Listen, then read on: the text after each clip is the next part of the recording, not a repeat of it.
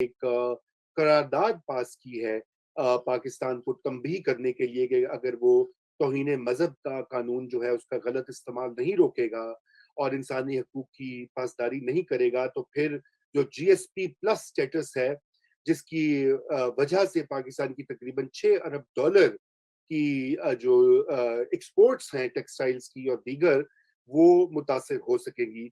और इसी को हम जोड़ेंगे जो जनरल बाजवा साहब ने एंकर्स और जर्नलिस्ट से बात करते हुए ये कहा कि वो पाकिस्तान को एक नॉर्मल रियासत बनाना चाहते हैं। और हम ये नजम साहब से डिस्कस करेंगे कि क्या पाकिस्तान को नॉर्मल स्टेट बनाने के लिए क्या-क्या इक़दामात करने होंगे और क्या इन हालात में पाकिस्तान नॉर्मल स्टेट बन सकता है? क्योंकि दूसरी तरफ जो है मुबीना तौर पर ये भी कहा गया है कि टीएलपी को मेन स्ट्रीम किया जाएगा और उसको सियासत में एक जगह मिलेगी तो वो ठीक हो जाएगी। तो हम शुरू करते हैं। पहला जो मौजू है वो शहबाज शरीफ साहब के हवाले से है। और सैयदी साहब आपने भी सुना होगा, पढ़ा भी होगा, बहुत सारी कंस्पिरेसी थियरीज़, बहुत सारी गुफ्तगू हो रही है कि शहबाज शरीफ साहब जो हैं वो अब मामलात को अपने हाथ में ले रहे हैं, वो एस्टेब्लिशमेंट के साथ बातचीत करके आगे बढ़ रहे हैं और बढ़ेंगे। और ये कि क्या उनके लिए ये मुमकिन होगा, मरियम नवाज़ शरीफ और ज़ाहिर बात है भाई की तो बात है ही, ज़िक्र है ही सो है। लेकिन क्या मरियम नवाज़ की पॉपुलर अपील के बगैर वो इलेक्शन जीत सकते हैं और इक़्तिदार में आ सकते हैं? आपने तो बड़ा डायरेक्ट सवाल पूछ लिया, इसका डायरेक्ट ही जवाब देता हूँ। बिल्कुल। पहले भी मैंने जवाब दिया इसका, मैंने ये आपसे कहा है कि नवाज़ शरीफ, मरियम शरीफ, शहबाज शरीफ और हमज़ा, ये सब एक ही सफ़े पे हैं। मुख्तलिफ रोल्स अदा करेंगे ये आगे, और अभी भी कर रहे हैं। अब 2 बयानिए नहीं रहे हैं, एक ही बयानिया है, उसके 2 पहलू हैं। शहबाज शरीफ साहब एक तरफ ताना खींचते हैं और मियाँ साहब दूसरी तरफ ढील देते हैं या ताना खींचते हैं। अब इन हालात में आप देखिएगा कि शहबाज शरीफ साहब, मैं समझता हूँ कि फॉर्मल तरीके से वो लीड करेंगे, क्योंकि मियाँ साहब अभी बाहर हैं। वो लीड करेंगे इस मूवमेंट को, या जो आगे आगे जो चेंज आने वाली है। मगर इलेक्शन जीतने के लिए उन्हें बाकी 3 लोगों की ज़रूरत है। इसलिए क्योंकि मियाँ नवाज़ शरीफ का वोट है, मरियम की पॉपुलैरिटी है, वो वोट को निकालेगी बाहर, और हमज़ा जो है वो मुस्लिम लीग नून की पार्टी ऑर्गेनाइज़र है। पार्टी कारकुनों को वो हमेशा से वही ऑर्गेनाइज़ करता रहा है। तो चारों ये मिल के जो भी फैसला फैमिली करेगी कि किसने आगे आना है, किसने पीछे रहना है, किसने अगर जीतती है इलेक्शन जब भी होगी, प्राइम मिनिस्टर बनना है, किसने पंजाब में आना है, ये सारे फैसले जो हैं ये मुश्तरका तौर पे मियाँ साहब और बाकी 4 लोग जो हैं ये बैठ के ये खुद तय करेंगे। इसलिए मैं नहीं समझता कि ये सवाल है कि क्या मरियम नवाज़ शरीफ जो है वो शहबाज शरीफ के रास्ते में खड़ी होगी या उनकी मदद करेगी।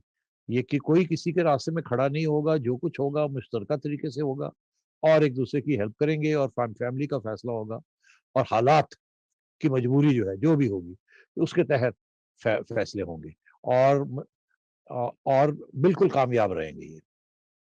जी, थैंक यू।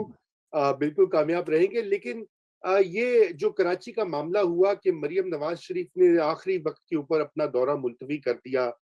उन्होंने जाना था और बहुत से लोगों का ये कहना है अगर वो चली जाती, तो मिफ्ता इस्माइल को शायद इज़ाफ़ी जो वोट जो 500-600 वोट से वो हारे हैं, वो उनको मिल जाते। और वो क्यों नहीं गईं, इसके ऊपर भी लोग साज़िशी नज़रियात जो हैं वो बना रहे हैं। आपको पता है हमारे यहाँ तो ये वो फ़ौरन निकल आते हैं ना जी, इसने रोक दिया होगा, शहबाज शरीफ ने रोक दिया होगा।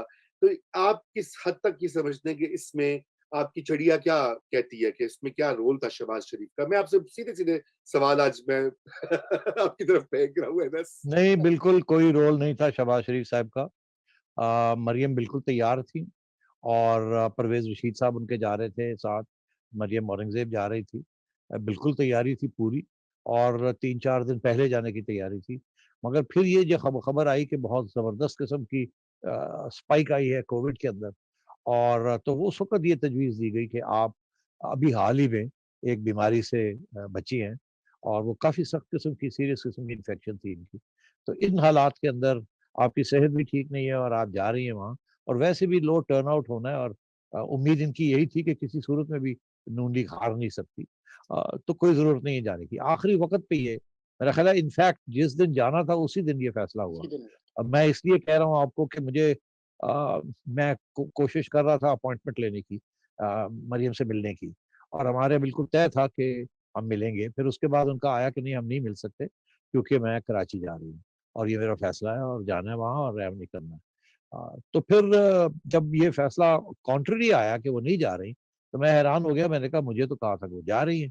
तो फिर मैंने जब राब्ता किया तो पता चला नहीं, ये वजह थी जिसकी वजह से वो नहीं गई।